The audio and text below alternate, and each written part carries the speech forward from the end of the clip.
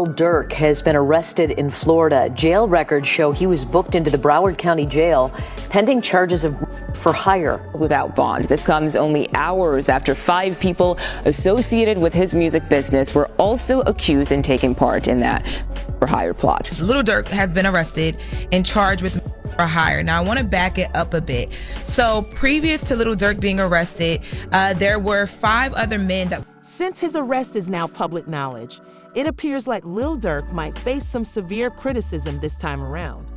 Relevance to the 2022 King of Quiz at Lolo Pub, where Romeo's cousin lives. These 5 men is the cousin of rapper. This could be the turning point in Durk's history, if there is any truth to it at all.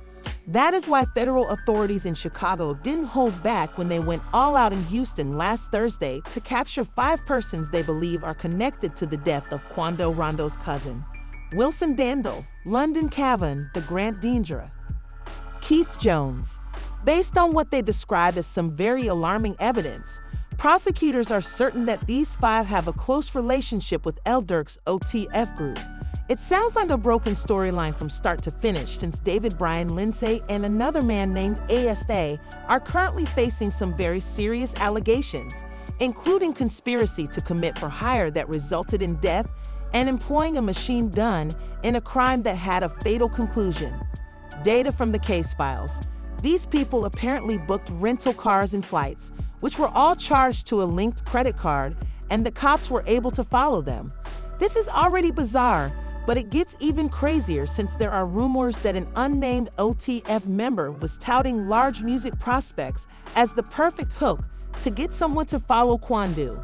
All this money on my head, I ain't dead yet. The latest rumors suggest that Lil Durk might have been tricked by a member of his own crew, as if the drama couldn't get any more heated. As if that weren't enough, the accused informant is OTF Jam, who has been wearing a wire for years and is laying blame on Durk that might blow things out of proportion. Told me that having 6 kids make him fear going to jail. I don't think he would be scared. And remarks like, I see why and don't you melly friends, and it's your own people are all over social media. Watch out, because this is going to go crazy, making an already hectic scenario even more tense and unpredictable. Lil Durk finally went on X last month to announce that he was fully free of all charges pertaining to illegal activity, boldly stating that there are no more cases against me in my background. I want to sincerely thank everyone who helped me realize my vision, and I am no longer a felon. But now, a month later, he is facing more charges, and the worst thing is that, in the midst of all of this turmoil, it may all be linked to betrayal by a member of his own team. A vintage video. The enthusiasm has increased with the release of a new video. It depicts Avon Ross FaceTiming as Durk asks him nonchalantly about his past. Ross contacted Durk right away after hearing his new song and uploaded the video on his verified X comment account. Ross couldn't help but ask, "Yo, Durk, I'm reacting to the new song," as the music video flashes several mug images. It's quite pleasant, although I found that the movie contained several of your mug photographs, but Hugh just laughed it off and replied, "Yeah, all of them are my mug shots from the past." Wait, so you've been to jail? Ross then inquired. It's not a good day, but if only Durk had known the storm that was about to come his way. Durk said, laughing once more, this is nothing new to anyone who is familiar with Durk's legal past. His adventure began in 2011, and he has been in legal problems for years. Some fans may not completely comprehend the impact these legal run-ins from 2011 to 2016 had on his music and personal life, but they helped mold him into the guy he is today.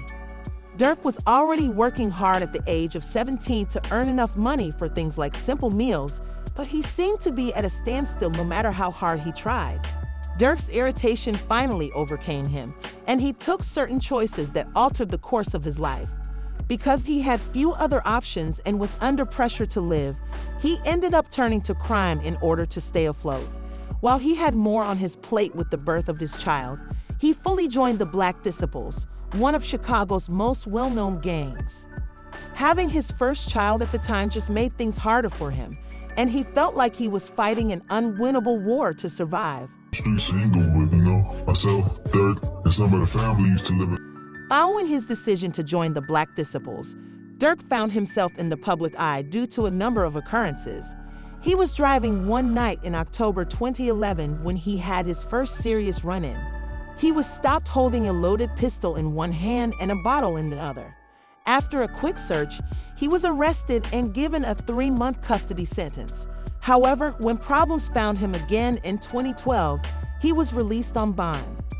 He had plenty of time over those 3 months to think about his future intentions, and he subsequently discussed how the experience made him reevaluate his choices. I was like, man, I'm down the street. And I was like, I just got signed. But being in Chicago, man. His will to start over and put his past behind him drove him to concentrate on music, rapping as an escape, and using YouTube and other platforms to build his reputation and fan base over time. Soon after, his efforts paid off as his early songs, like Sneak Dissing and Imita, started to gain. His career quickly took off as his work caught the attention of well-known musicians like French Montana and Chief Keef. With 4 mixtapes published in 2013 alone, his music was well known outside of Chicago, and his collective, Only the Family, was gaining enough traction to secure a partnership. In fact, Rolling Stone ranked his 2013 mixtape one of the greatest of the year because of the jam recordings. But problems reappeared just as things seemed to be improving. Durk was apprehended on Chicago's South Green Street while in possession of a loaded .44 caliber handgun. A $100,000 bond was successfully posted by him, and his lawyer produced 9 claims from witnesses claiming his innocence. One of them even came forward to claim that the owner of the pistol was helping him. Between 2014 and 2015, Dodge's continuous legal issues caused him to face more serious challenges. In May, he experienced one of the most severe threats and terrible losses. His relative OTF Nu was shot and killed on the 31st of 2014. 2 days before his death, Nu, who had recently signed a record contract, was ambushed while driving and tried to escape, but his car crashed into a shopfront, killing him at the age of 21. He wasn't slowing down at all. He got so good in the rap game that ops started coming from the family. They was hating on my... Despite the significant setback of losing Nu, Durk persisted in pushing himself and becoming more committed with his music. Exo named him a member of the freshman class of 2014 that year, a wink that hinted at a brighter future in spite of challenges. Started on March 27, 2015, when another catastrophe occurred. His close friend and manager, OTF Chino, left minutes after he and Durk had last spoken.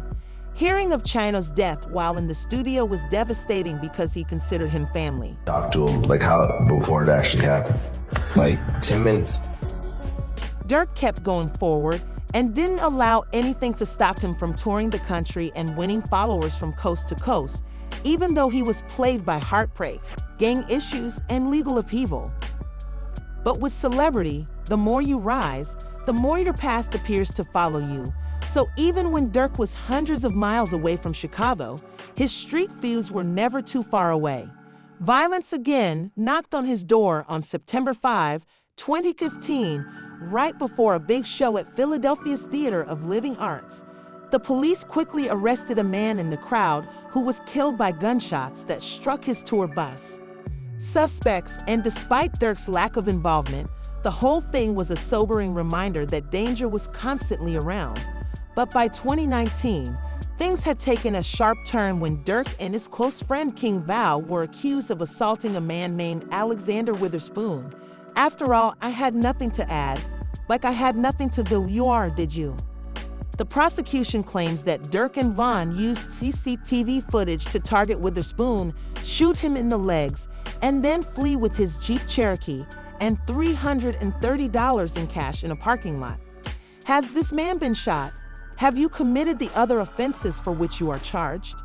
Additionally, witness accounts and an increasing amount of evidence against them, were soon after being charged with attempted murder. Vaughn was arrested soon after, and Durk eventually turned himself in. He had to deal with these grave accusations in court while balancing a hectic tour schedule that further complicated his already turbulent life. While still on parole in 2022, Durk had finally been freed from the outstanding accusations.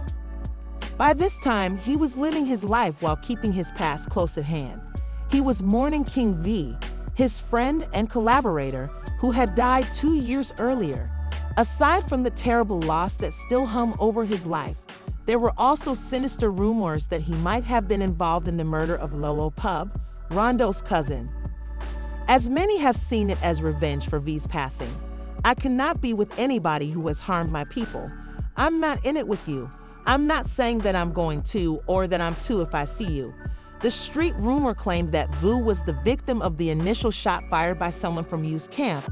Thus, after El Pub was taken out, the Cool himself was the original objective, but in the end, things seemed to go in unanticipated directions, leaving others to speculate about what actually happened.